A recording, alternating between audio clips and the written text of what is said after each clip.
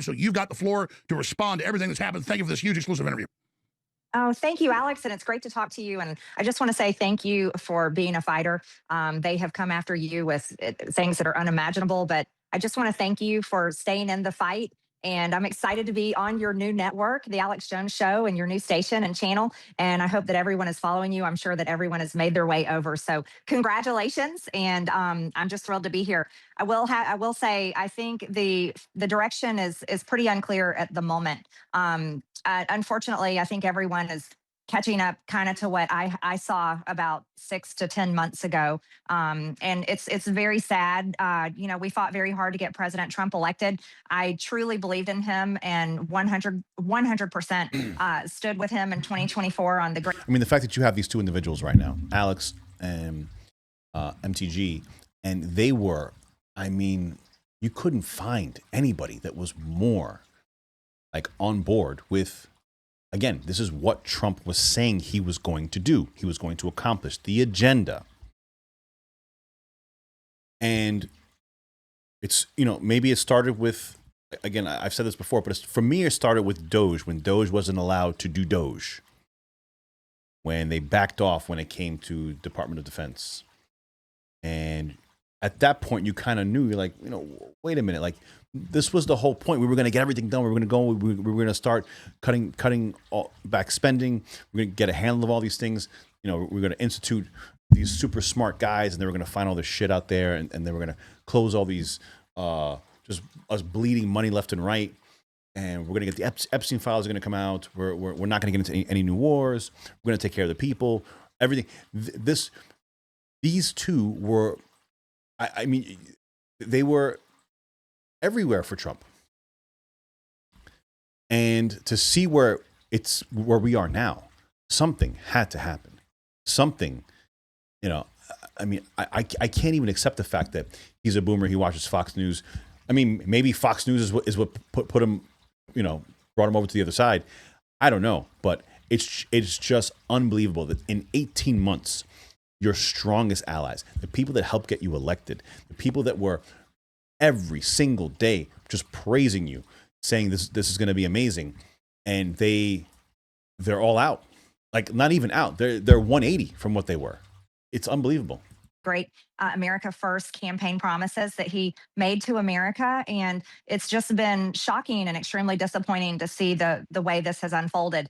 As far as Thomas Massey goes, Alex, most of the Republicans in Congress, they hate Thomas Massey. They're jealous of Thomas Massey because Thomas actually is and delivers in his votes, his actions, his legislation, the way he works on his committees, every single thing that they lie and promise on the campaign trail, and they never deliver.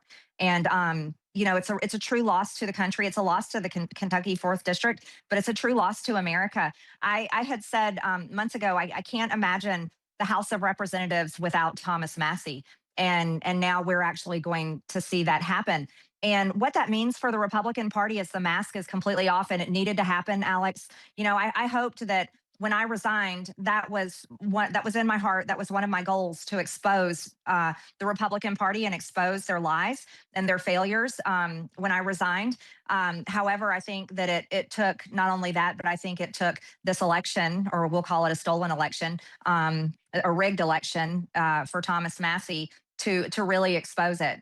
And I think what it exposes so much is, it's not that it doesn't make sense. Of course, this election doesn't make sense. But it's really, I think what people need to analyze is, why did he fight Thomas Massey harder than he's ever fought any Democrat?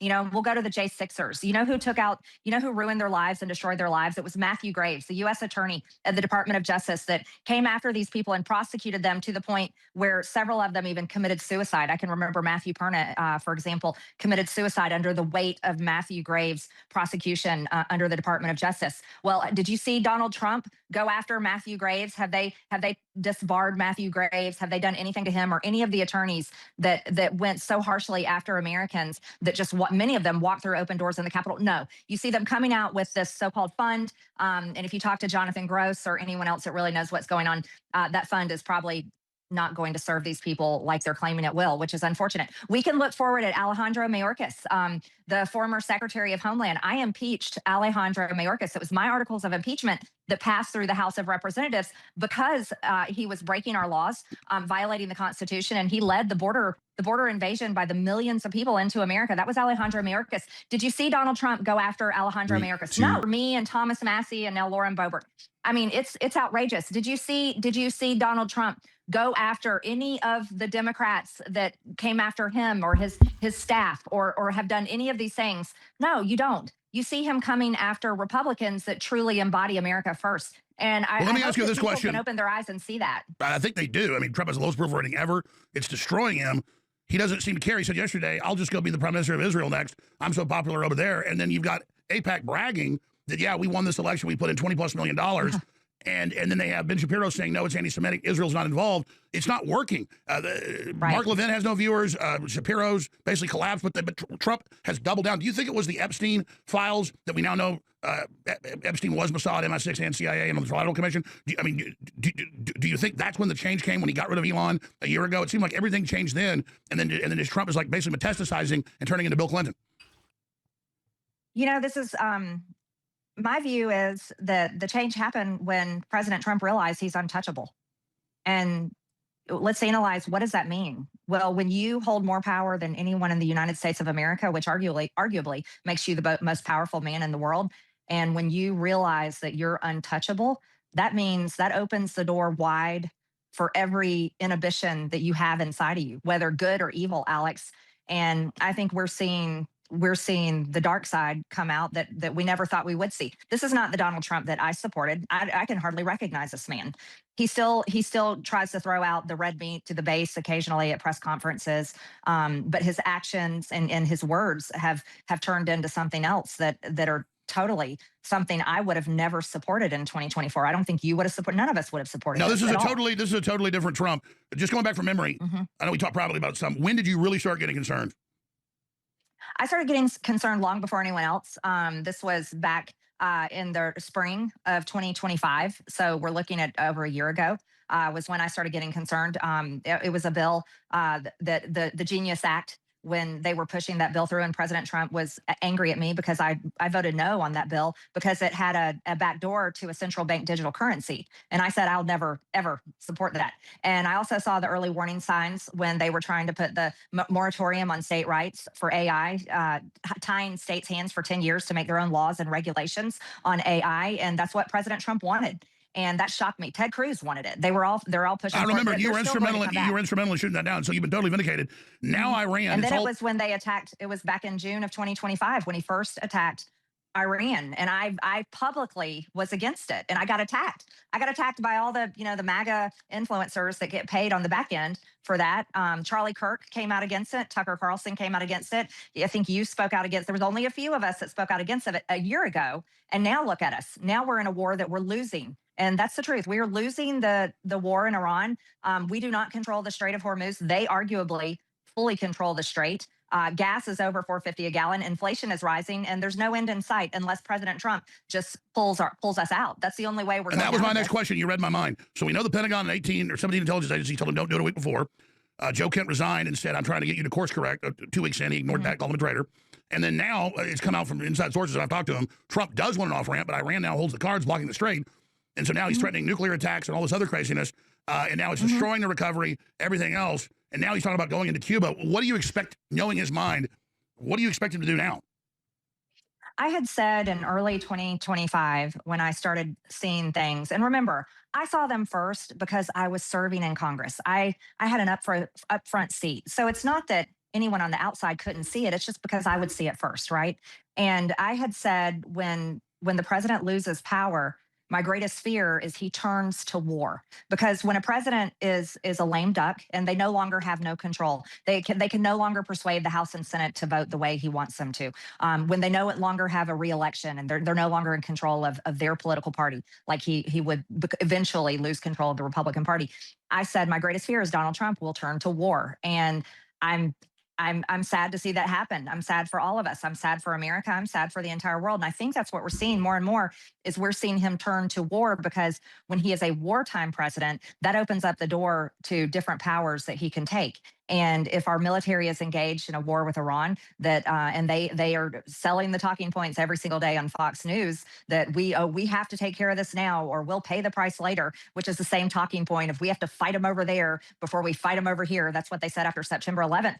You know, and they're selling that to the same generation, right? The baby boomers and unfortunately the ones that just consume Fox News, and they don't know any different because they don't watch anything different.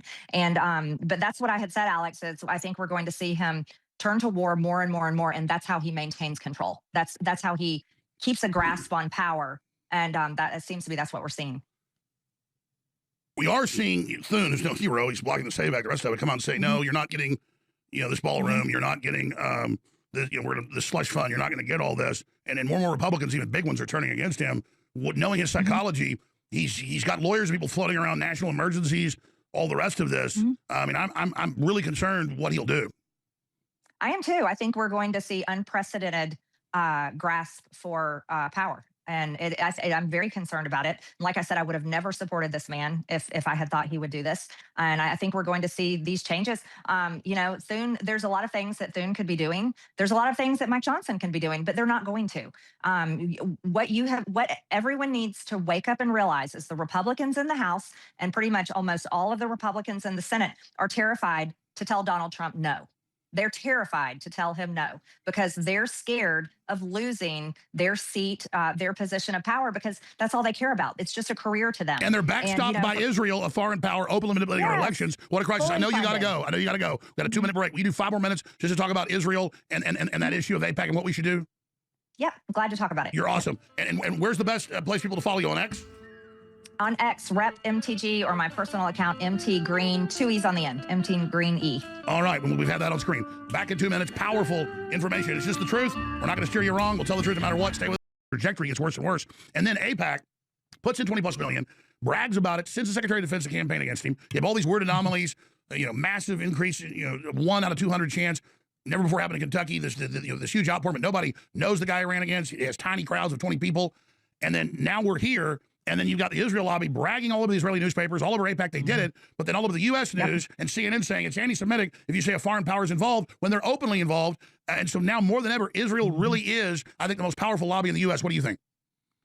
Oh, absolutely. They're the most powerful. And every single one of our politicians are owned by them. You just showed that post by AIPAC where they literally bragged that they financially supported the candidate Clay Fuller that replaced me, and they financially backed Ed Galrin, who just beat or supposedly beat Thomas Massey in a race. And they're bragging about it. And if we had said that, that would be considered an anti-Semitic conspiracy theory, and we would be demonized and labeled as if we're Jew haters. But actually, AIPAC comes right out there and says it. They literally say that their own money is what has replaced myself and Thomas Massey.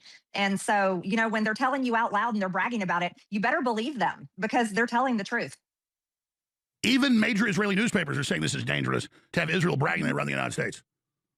It's extremely dangerous. And the American people have to recognize that you're occupied by a foreign country. When a foreign country is bragging about their wealthiest donors can own our United States elected, our American politicians, and then their own foreign news media is saying how it's dangerous and they're admitting it too. Well, the American people need to wake up. They have a serious problem. We have a serious problem. And the question is, what are we going to do about it?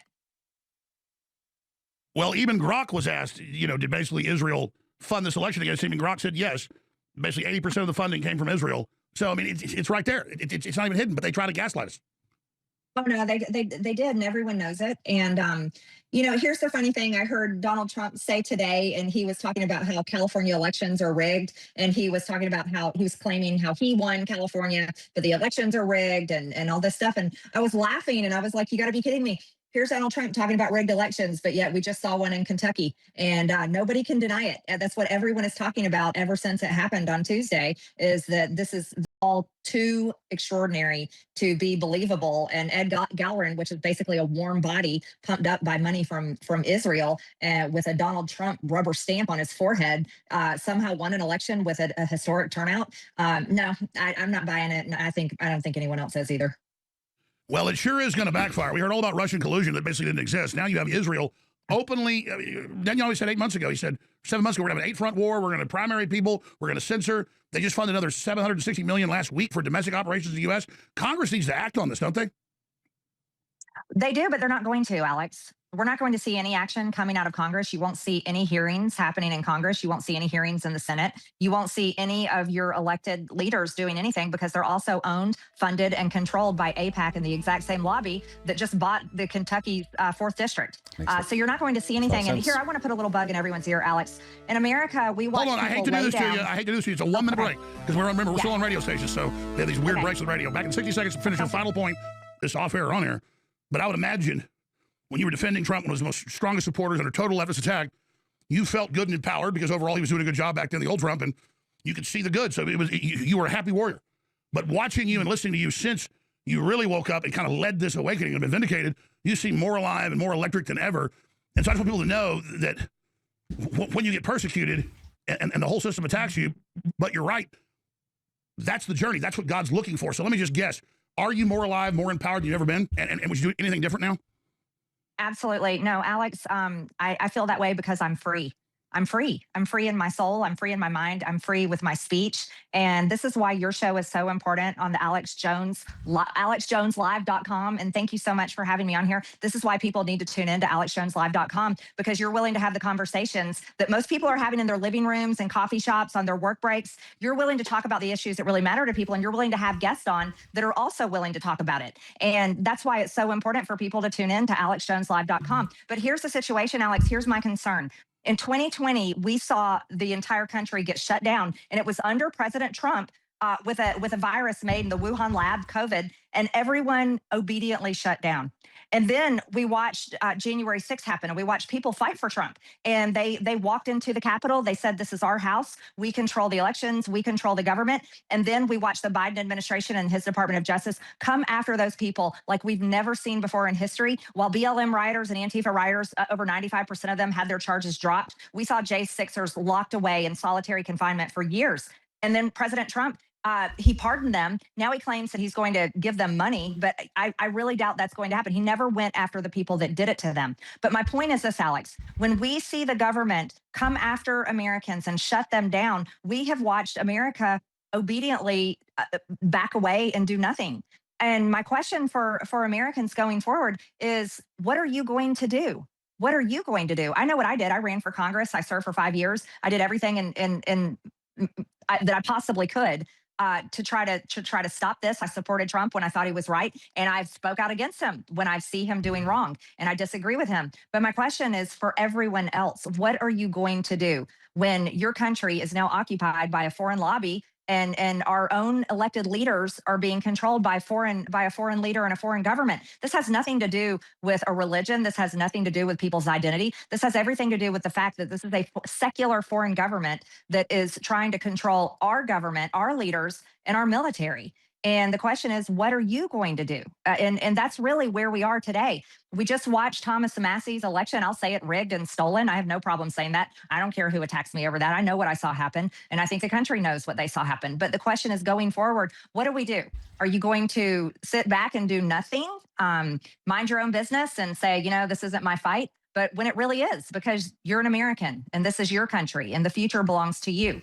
And so I think that's where the conversations need to be had. And younger generations are going to have to look forward and say, the future is a lot different for you guys than it has been for the older generations. And so it's up to the younger generations to claim your future and to say, no, this is our country. This is a government that serves us. It's funded by the people. It's supposed to be for the people. And we need to rein it in and make sure that it is serving the American people and no one else. It's America first and it's nothing else. There are no political lines anymore. There should not be any more political parties. It should only be America first going forward. And the question is, what does that look like? And I think that should define every conversation from here on out. I totally agree. And in closing, since you mentioned it, you have 10,000 plus votes that come in late in the evening when they're tied, and they're reportedly almost all for his opponent. You have 20 plus million directly given by the Israeli lobby, AIPAC bragging about it. So that's foreign meddling right there, cut and dry. The Russians were doing it. The election will be thrown out. The Chinese, anybody else. So right there, it's confirmed. Then you have Israel bragging about it. Then you have their newspapers bragging about it. Other newspapers over their concerns, and it's going to piss Americans off. And then you have their surrogates gaslighting and saying it's not happening. So bare minimum, they did it with foreign involvement and meddling. And then you've got 377% more votes in this primary than ever happened in the history of Kentucky. Yeah. And 3 times, ever happened in any of his previous ones where he would win by 20, 30 points. And you look at that, they did the math, that's 1 out of a 200 chance, basically impossible. And then you saw his opponent would have no one at his rallies. Even his victory rally had like 20 drunk people at it. Massey had thousands. His campaign stops, even with Hegseth, had like 20 people. I mean, he had the energy of a rock. I mean, no one is, but then the side issue, and when you finish up here, Massey, I guess, high road. I mean, I know you were just sick of the corruption, want to be free of it. I think he looked so happy because he fought the hard fight. They stole it. And I guess he took the quote high road by saying, and I understand it's the evening of, he doesn't have the proof yet, but he has a responsibility for election integrity as he sees the evidence we've seen. I think Massey needs to reassess what he said about, okay, I lost. I don't think he lost.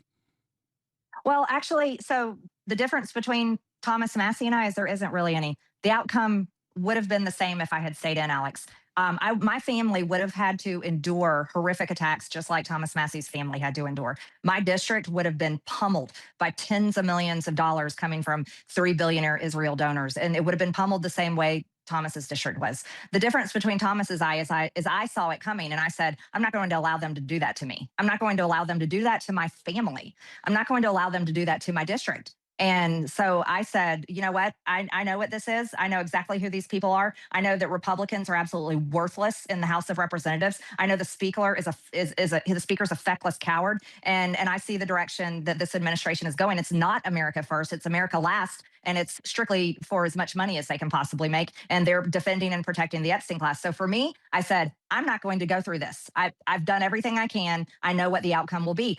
Thomas Massey, he stayed in the fight, and look, the outcome was the same as mine. Neither one of us, Thomas has got 7 more months, but after that, neither one of us will be in Congress anymore. And, should Thomas stand up and fight it? No. Look, I don't think it's up to one woman or one man. That's the message that people need to hear is don't sit there and be mad at me because I'm not in Congress anymore. Don't turn and point your finger at Thomas Massey because he's not going to fight the election results or whatever he chooses to do or doesn't do. It's not about what one person can do anymore. Here's where it is. The responsibility is up to all of you. It's up to all of you. Thomas and I have tried. Believe me, we tried so That's hard. Right. You've already we were almost killed. My son's life was threatened. Okay, my life was threatened too many times. We laid it all out there. So where we are now, Alex, is it's not, oh, Thomas, you need to get in there. You better challenge those election results. You better keep fighting. MTG, you quit. Why did you leave? You should have stayed in there and fight. No. Sorry, American people, it's your turn. It is your turn. And I say that, and I'm as a person that not only believes it fully with all my heart because I've been in there and have been a part of it, but I'll stand beside you while you stand up and fight. But you can't sit at home and do this anymore, thumbing on your phone and social media comments. And you said that you said that before I brought this up. And of course, I was teeing it up. We didn't talk beforehand of the text. I totally agree with you. You've done your tours of duty. You're still on air, speaking out, fighting hard. Here. And I'm going from memory. Didn't Trump say something like, you deserve what happened to you with the swatting? And then whenever Rob Reiner's son killed him, he said Rob Reiner was a bad man. He deserved to die. I mean, these are sick statements. He said that he basically said, because I said, our children should never have their lives threatened. That's what I told him. Children should, and I'm talking about his children as well. I'm talking about anyone's child. I don't care who you are. Your children should never have their lives threatened. He basically told me that I deserved it and it was my fault. I deserved it and it was my fault. So what I'm saying to anyone listening and watching this is, if you're mad at me, you're mad at the wrong person. If you get mad at Thomas Massey because he doesn't go out there and demand to see every ballot, you're mad at the wrong person. And that's a great point. And that's why we get these messages out there. That's why I guess we do a little bit of what we do, at least trying to do my part in somewhat. It's a very long show. Alex Jones live show on the Rumble. You can also go to the website, alexjoneslive.com, I believe. But I mean, for the most part, just like with anything else, everyone has to do their part. And what that might just mean talking to your friends and family. That might be just getting the word out. It may mean, like your boomer Fox News watching mom, dad, or grandma, grandpa. I don't know. Maybe try to take them to the wrong voter booth or something like that. Try to figure out something to do, because obviously we're having a major issue with that going forward. But I just like to get that out, because like I always say, it's a very long podcast. That was a short snippet in the middle of it. Take a look at it. Let me know what you like. If you like it, give me a thumbs up. Give me a subscribe. I will continue to post stuff like this going in the future. I will do some more of my own form content where I do a lot more talking, a lot less listening. But for this type of stuff, you know, we're kind of just bouncing around, ideas going back and forth. So I like to get that out to you guys. Again, thank you everyone for joining me. John Soto, subscribe, share, great stuff. See you on the next one. Take care, guys.